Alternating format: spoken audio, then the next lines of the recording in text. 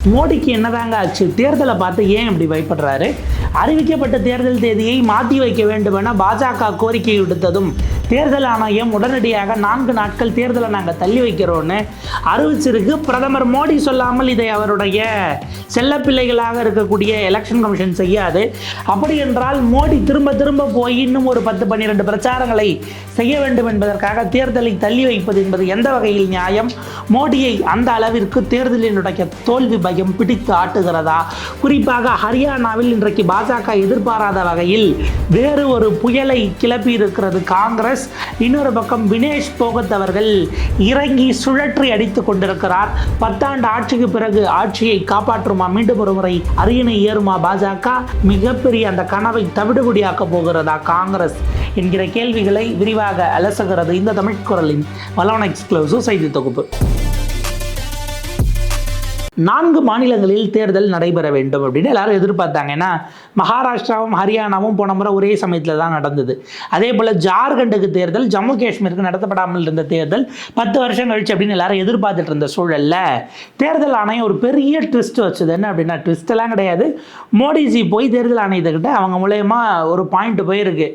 இப்போ நடந்து முடிந்த நாடாளுமன்ற தேர்தல், எம்பிக்கு நடந்த தேர்தலில் 48ல் 31 சீட்டு நாங்கள் தோத்த இடம் மகாராஷ்டிரா. அங்கே எங்கள் ஆட்சி வேற இருக்கு. திரும்ப தேர்தலை வச்சு அப்படியே ஓட்டு போட்டாங்கன்னா எல்லாம் பறிபோயிரும். மகாராஷ்டிராவில் பங்கு சந்தை இருக்கிறது என்பது தொடங்கி இந்தியாவில் ரொம்ப வளம் கொழிக்கக்கூடிய செல்வ வளம் மிக்க ஒரு ஸ்டேட்னா அது மகாராஷ்டிரா. ஸோ அந்த இடத்துல நம்ம எதையும் பறி கொடுத்துடக்கூடாது அப்படின்னு மோடிஜி கேட்டுக்கிட்டாரு. மகாராஷ்டிராவுக்கு தேர்தலே அறிவிக்கலை. ஜார்க்கண்டில் என்ன பண்ணிட்டாங்க அப்படின்னா, ஜார்க்கண்ட் முக்தி மோர்ச்சா அங்கேருந்து ஆட்களெல்லாம் நம்ம இழுக்க வேண்டியிருக்கு. முன்னாள் எம்எல்ஏ, முன்னாள் சீஃப் மினிஸ்டர்லாம் இழுத்துக்கிட்டு வரணும், அதனால் வேண்டாம்னாங்க. அதையும் தெளிவு வச்சுட்டாங்க. இப்போ 2த்தையும் வச்சுட்டு ஹரியானாக்கும் ஜம்மு காஷ்மீருக்கும் தேர்தல் அறிவிச்சாங்க. பாஜக, ஆளுங்கட்சியான பாஜக தேர்தல் ஆணையத்துக்கு கடிதம் எழுதுகிறது. என்னென்னு, தயவு பண்ணி இந்த தேர்தலை நீங்கள் தள்ளி வைக்கணும். எதுக்குங்கன்னா, இது வரைக்கும் இந்திய தேர்தல் வரலாற்றிலேயே இப்படி ஒரு காரணத்தை ஒரு கட்சியும் சொல்லியிருக்காது. அப்படி ஒரு காரணத்தை உட்கார்ந்து யோசிச்சு தேடி சொல்றதுக்கெல்லாம் நம்ம பிஜேபியினருக்கு தான் முடியும். அவங்க என்ன தெரியுமா சொன்னாங்க? அக்டோபர் 1ஆம் தேதி நீங்கள் தேர்தல் சொன்னீங்க, அக்டோபர் 1 தேர்தல் வச்சா அக்டோபர் 2ஆம் தேதி காந்தி ஜெயந்தி அன்னைக்கு லீவு. அதுக்கு முன்னாடி சனி ஞாயிறு சேர்த்து அங்கே ஊரில் ஒரு ஃபெஸ்டிவல் வருது. இப்போ இதெல்லாம் சேர்த்து நம்ம பார்த்தோம் அப்படின்னா ஒரு வாரம் கிட்ட லீவ் வந்துச்சுன்னா ஓட்டு போடவே ஊருக்கு வராமல் எல்லாம் டூர் போயிடுவாங்க. அதனால் ஓட்டு பர்சன்டேஜ் குறைஞ்சிரும். இதுக்கு நீங்கள் தேர்தலை தள்ளி வைக்கணும்னு தேர்தல் ஆணையத்தை கடிதம் எழுதினாங்க. அவங்க அடிப்படையில் குறிப்பிட்டது ஓட்டு பர்சன்டேஜ் குறைஞ்சிரும் அப்படின்னு. ஒரு ஆளுங்கட்சி 10 வருஷம் நீங்கள் ஆட்சியில் இருக்கிறீங்க. 2014 மோடி ஆட்சிக்கு வந்த பிறகு நீங்கள் ஆட்சியை கைப்பற்றிய மாநிலங்களில் ஒன்று மனோகர்லால் கட்டார். மிகப்பெரிய ஆர்எஸ்எஸ்னுடைய வளர்ப்பு மகனாகவே வளர்ந்து வந்து அங்கே ஆட்சி செய்தவர். இன்றைக்கி அவரை கூப்பிட்டுட்டு வந்து நீங்கள் மோடியினுடைய கேபினெட்டில் வச்சுருக்கிறீங்க. 10 வருஷம் ஆட்சி பண்ணிட்டு எலெக்ஷனை கண்டா உங்களுக்கு எங்கே இவ்வளோ பயம் அப்படின்னு காங்கிரஸ் போட்டு, அதாவது தேர்தலுக்கு முன்பாகவே தோல்வியை ஏற்றுக்கொண்டது மோடி அரசு, அதாவது அங்கே இருக்கக்கூடிய ஹரியானா பாஜக அப்படின்னு எல்லாரும் சொன்னாங்க. இந்த கடிதத்தை யார் எழுதினான்னா ஹரியானாவினுடைய மாநில தலைவர், அவர் கடிதம் எழுதுறார் அப்படிங்கிறத பார்க்குறோம். இப்போ இந்த விஷயங்கள் வரும் பொழுது தான் அடுத்தடுத்த கட்டங்களுக்கு அது பரவுது. நம்ம அப்போவே சொன்னோம், மோடி அப்போ வெளிநாட்டில் இருந்தார், ஃபாரின் டூர் வந்தார், இந்த உக்ரைன்லாம் போயிட்டு இருந்தார் இல்லையா, அவர் வந்து சொன்னதும் உடனடியாக தேர்தலில் மாற்றிடுவாங்க பாருங்க அப்படின்னு நம்ம சொல்லியிருந்தோம். அந்த மாதிரியான ஒரு விஷயம் தான் இப்போ நடந்திருக்கு. தேர்தல் ஆணையம் பார்த்தது, ஜி சொன்னார் தள்ளி வைங்க அப்படின்றார். ஏன்னா இப்போ ஜி வந்துட்டு அவருக்கு எலெக்ஷனே நடக்காத மகாராஷ்டிராவுக்கு போகிற மாதிரி விதி வந்துருச்சு.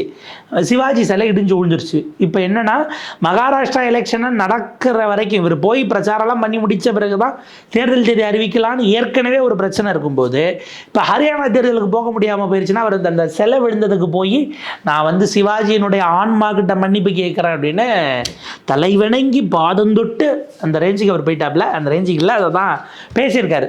ஸோ இந்த நிலைமைக்கு அவர் போன பிறகு அது என்னவாக பார்க்கப்படுகிறதுனா, இப்போ அங்கேயே இப்போ நேரம் பத்தல, அவங்கள கன்வின்ஸ் பண்ணணும், ஹரியானாக்கும் வரணும். ஸோ ஹரியானாவில் இப்போ கிரவுண்டில் இருந்து பாஜகவுக்கு போயிருக்கக்கூடிய உளவுத்துறை ரிப்போர்ட், பாஜக ஆட்சி திரும்ப வருவதற்கு வாய்ப்பு மிக மிக மிக மிக குறைவு அப்படிங்கிற ரிப்போர்ட் போனதுனால ஜி திரும்ப திரும்ப போய் அங்கே இன்னும் என்னென்ன மாதிரியான பொய்களை கிளப்பலாம், புரட்டுகளை காலி பண்ணலாங்கிற ஒரு பிளான் தான் நம்ம இப்போ தயாராக இருப்பதாக பார்க்க முடிகிறது. சில ஸ்கீம்ஸ் எல்லாம் கொண்டு வரலாங்கிற மாதிரியான விஷயங்களும் ஓடிக்கிட்டு இருக்கு. இதற்காக 4 நாட்கள், இந்த 4 நாளில் என்னங்க பண்ண முடியும்னு நீங்கள் கேட்கலாம். இப்போ நம்ம த ஹிந்துவில் ரிப்போர்ட்டாக இருக்கக்கூடிய பீஸை பார்க்குறோம்.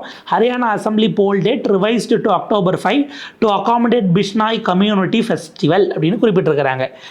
அதாவது counting of votes for both Haryana and Jammu Kashmir polls will now held on October 8 instead of October 4 அப்படின்னு அவங்க குறிப்பிட்டிருக்கிறாங்க. பிஷ்னாய் அப்படின்னு அங்கே ஒரு சமூகம் இருக்குது. அந்த சமூகம் கிட்டத்தட்ட பல நூற்றாண்டுகளாக ஒரு பண்டிகை, அவங்க சமூகத்துக்கு ஒரு பண்டிகை கொண்டாடிக்கிட்டு வராங்க.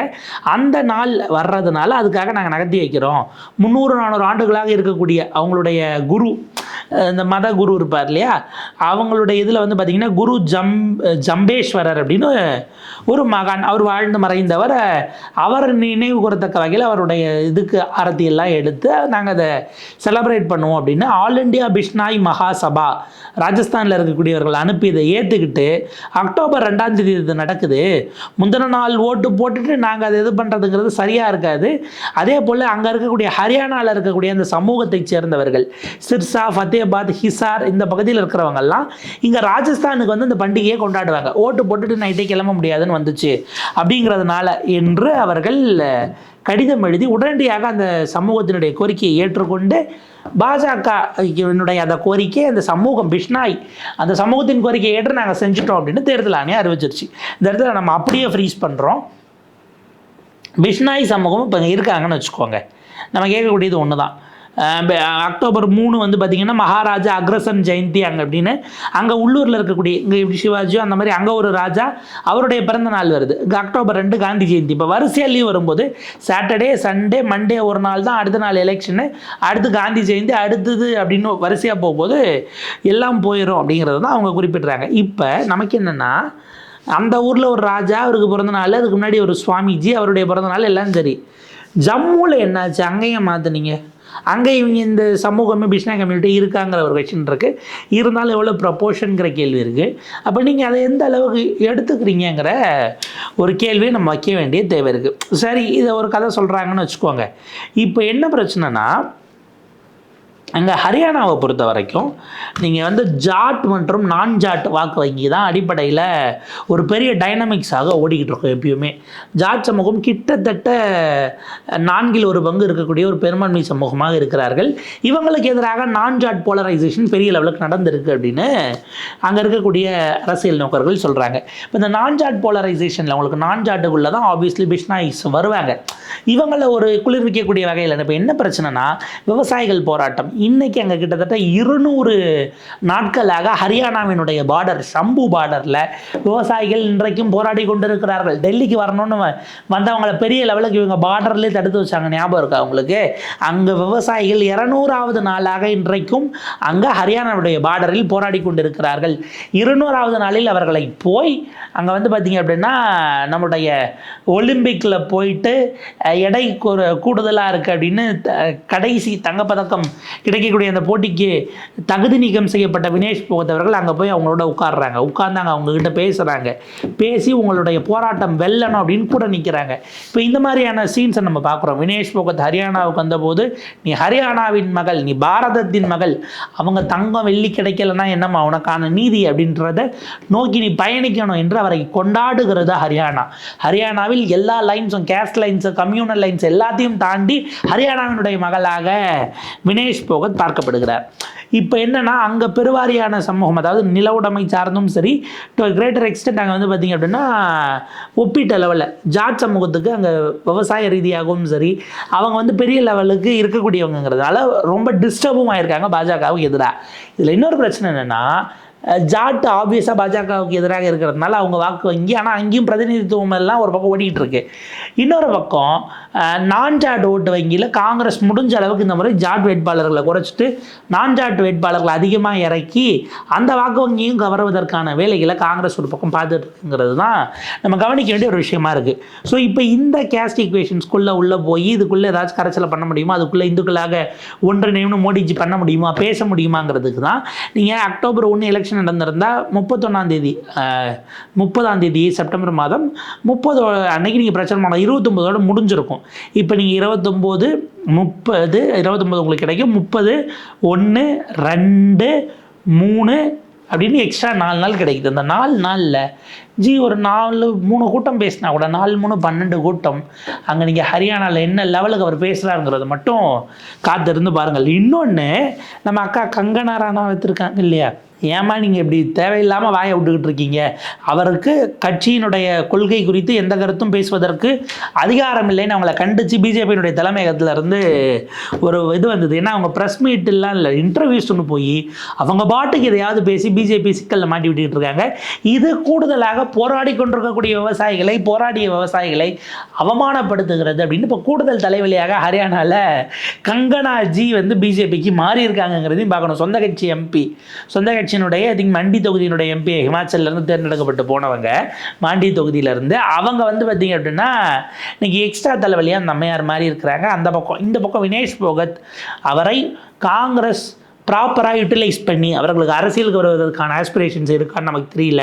ஆனால் ப்ராப்பராக அவங்க இன்றைக்கு இருக்கக்கூடிய பிரிஜ்பூஷன் சரந்திங்கால் இன்றைக்கு இந்த நாட்டினுடைய பெண் வீராங்கனைகளுக்கு நிகழ்ந்த அந்த விஷயத்துக்காக அவர் போராடுவதில் உண்மையிலேயே துணை நிற்பதாக இருந்தால், காங்கிரஸ் ஒருவேளை அவங்களுடைய பொலிட்டிக்கல் என்ட்ரியை சென்ஸ் பண்ணி உள்ளே கூப்பிட்டு வந்தால் ஹரியானா மிக கம்ப்ளீட்டாக எல்லா விதமான விஷயங்களையும் தூக்கி சாப்பிட்டுட்டு ஒரு காங்கிரஸ் வேவாக மாறுவதற்கான ஸ்பேஸ் இருக்கிறது அப்படின்னா அங்கே களத்திலிருந்து வரக்கூடிய தகவல்கள் தெரிவிக்கிறது. இந்தியா டுடே ஒரு டீட்டெயிலான பிசி அதில் எழுதியிருக்கிறாங்க. How Vinesh Phogat's political foray could be a game changer in Haryana politics அப்படின்னு குறிப்பிடுறாங்க. If wrestler Vinesh Phogat decides to join politics and contest Haryana assembly polls on a Congress ticket, it would fuel the controversy around the former WFI chief Brijbhushan Charan Singh அப்படிங்கிற அந்த விஷயங்கள்லாம் வருது பார்த்தீங்களா. இதை முழுக்க கொண்டு வருவதற்கான ஸ்பேஸ் இருக்கிறது அப்படின்னு நம்ம பார்க்கணும். அப்போ இந்தியா டுடே இதை எடுத்து கொண்டு போகிறது அப்படிங்கிற அந்த ஒரு விஷயங்கிறது மிக முக்கியமானது அப்படின்னு பார்க்குறாங்க. இதுதான் ஒரு பக்கம் பிஜேபிக்கு இதெல்லாம் அந்த பொலரைசேஷன், கவுண்டர் பொலரைசேஷன் இதெல்லாம் இருக்குது. இப்போ நம்ம ஒரே ஒரு கேள்வி தான் தேர்தல் ஆணையத்தை நோக்கி. ஏன்னா தேர்தல் ஆணையம் தன்னுடைய கிரெடிபிலிட்டி என்றைக்கோ பெரிய அளவுக்கெல்லாம் நம்பக்கூடிய ஆட்களாக இல்லைங்கிற இடத்துக்கு வந்துருச்சு அவர்களுடையது. சந்தேகத்தினுடைய நிழல் திரும்ப திரும்ப திரும்ப திரும்ப படிந்து படர்ந்து கொண்டே இருக்கக்கூடியதாக தேர்தல் ஆணையம் இருக்கிறது அப்படிங்கிறத நம்ம இன்னொரு ஒப்பீனியன், மாற்று கருத்தை வைத்து விட முடியாது. தேர்தல் ஆணையத்துக்கு சில கேள்வி. ஒன்று, ஹரியானாவில் பிஷ்னாய் கம்யூனிட்டிக்கான ஃபங்க்ஷன் இருக்குது. அவங்க பெரிய அளவுக்கு ராஜஸ்தானுக்கு நகர்ந்து போவார்கள். இது ஒரு சமூகம், அந்த சமூகத்தினுடைய பர்சன்டேஜ் என்னங்கிறத நீங்களே பார்த்துக்குங்க. 2019 இங்கே சென்னையில், எங்கள் தமிழ்நாட்டில் தேர்தல் தேதி அறிவிக்கப்பட்டது. மதுரையில் கள்ளழகர் ஆற்றில் இறங்கக்கூடிய அந்த திருவிழா அன்றைக்கு நீங்கள் தேர்தல் தேதியை அறிவித்தீர்கள். தமிழ்நாடே கேட்டுக்கொண்டது. ஃபார் யுவர் கைண்ட் இன்ஃபர்மேஷன், நீங்கள் அங்கேயாச்சும் ஒரு குறிப்பிட்ட சமூகத்தினுடைய குருமாருக்கான விழா, இங்கே ஒட்டுமொத்தமாக மதுரையில் குழுமக்கூடியவர்கள் வெறும் இந்துக்கள் மாத்திரமல்ல, அது சர்வமத பண்டிகையாகத்தான் அந்த கள்ளழகர் விழாவே கொண்டாடப்படுங்கிறது வேற. ஆனால் மிக எல்லா இந்துக்களும் நீங்கள் across caste lines, across communal lines உள்ளே உட்கார்ந்து செலிப்ரேட் பண்ணக்கூடிய அந்த திருவிழாவுக்கு மதுரைக்கு மட்டும் மாற்றி வைங்கன்னு கேட்டதுக்கு தேர்தல் ஆணையம் என்ன சொன்னது? மாற்றி வைப்பது என்கிற பேச்சுக்கே இடமில்லைன்னு சொன்னீங்க.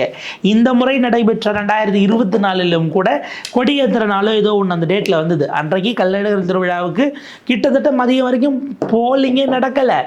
ரொம்ப குறைந்தபட்ச அளவுக்கு தான் ஓட்டில் போலிங் ஏஜென்ட்டுங்க வேறு வழி இல்லாமல் பூத் ஏஜென்ட்டுக்கு அங்கேயே இருக்கணுங்கிறதுனால அவங்க போட்ட ஓட்டம் சொற்பமாக விழுந்த ஓட்டு தான். 12:30 மணிக்கு பிறகு தான் ஓட்டே மதுரையில் நடந்தது. அதையும் நாங்கள் பார்த்தோம்.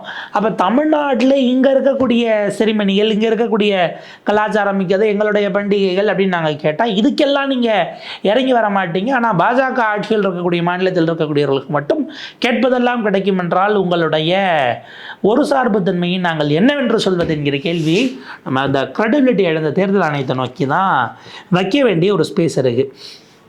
இப்போ பார்த்திங்க அப்படின்னா ஹரியானாவை பொறுத்த வரைக்கும் 2 விதமான விஷயங்கள் ஓடிக்கிட்டு இருக்கு. காங்கிரஸுக்கு எதிராக, அதாவது பாஜக ஆதரவு, நமக்கு மக்கள் நல கூட்டணின்னு இங்கே ஒன்று அம்சங்க இல்லையா, அந்த மாதிரி அமைக்கலாமான்னு அங்கே பாஜக திட்டமிட்டு கொண்டிருப்பதாக சில செய்திகள் இருக்கிறது.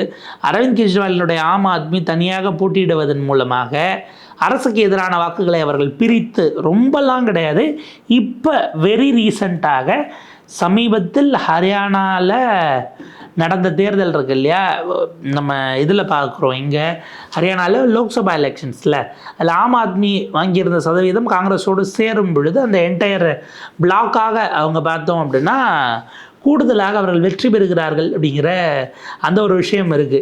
ஸோ அந்த அரசுக்கு எதிரான வாக்கை தனித்து ஆம் ஆத்மி போகக்கூடிய பட்சத்தில் அரசுக்கு எதிரான அந்த வாக்கை காங்கிரஸிடமிருந்து அந்த ஓட்டை ரொம்ப சின்ன எட்ஜ் தான் இருக்குன்னு வச்சுக்கோங்க. அதை இவங்க காங்கிரஸினுடைய வெற்றி வாய்ப்பை உடைப்பதற்கான வழிக்காக ஸ்பாய்லராக இறக்கி விடுவதற்கான வாய்ப்பு இருக்கிறதோ அப்படிங்கிற ஒரு பாயிண்ட் இருக்குது. இதில் அங்கே ஒரு தேர்டு பிளேயர் இருக்கிறாங்க. அவங்க எப்பயுமே தேர்ட் பிளேயராக இருப்பார்கள். இப்போ இந்த முறை பிஜேபியோட ஆட்சியிலிருந்து சமீபத்தில் ஒரு 6 மாதங்களுக்கு 7 மாதங்களுக்கு முன்பாக கூட்டணியை விட்டு வெளியே வந்து, ஏன்னா டெப்டி சீஃப் மினிஸ்டராக இருந்தார் அங்கே துஷ்யந்த் சௌதாலா. அவருடைய ஜனநாயக் பார்ட்டி அவங்க இன்னைக்கு சந்திரசேகர் ஆசாதோடு இணைந்து கூட்டணியாக களத்தை சந்திக்கிறது அப்படிங்கிறத பார்க்குறோம். ஸோ இது மற்றும் ஒரு முக்கியமான ஒரு டெவலப்மெண்ட்டாக நம்ம குறிப்பிட்டு பார்க்க வேண்டிய தேவை இருக்கிறது.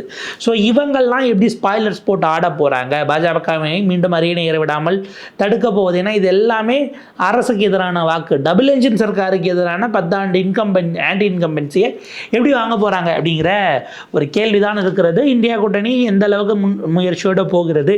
இந்நேரம் வினேஷ் போகத்தை கூப்பிட்டுட்டு வந்து அவங்க கட்சியில் இணைத்து பத்திரிகையாளர் திரு கோட்டீஸ்வரன் அவர்கள் ஒரு விஷயம் சொன்னார்.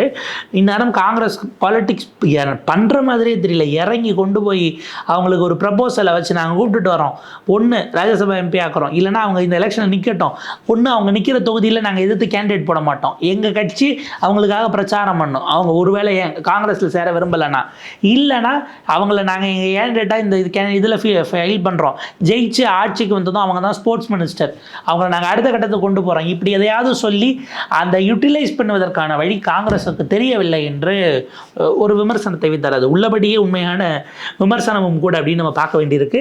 காங்கிரஸ் அதை யூட்டிலைஸ் பண்ணதா, அடுத்தடுத்து ஹரியானா களம் எப்படி மாறுகிறது, இந்த 4 நாட்களுக்குள் என்ன திட்டம் வைத்திருக்கிறார் மோடி அப்படிங்கிறதெல்லாம் நம்ம அடுத்தடுத்த நாட்களில் விரிவாக ஒவ்வொன்றா தெரிய வரும், நம்ம பேசலாம். இணைந்திருங்கள் தமிழ் குரலோடு. நன்றி, வணக்கம்.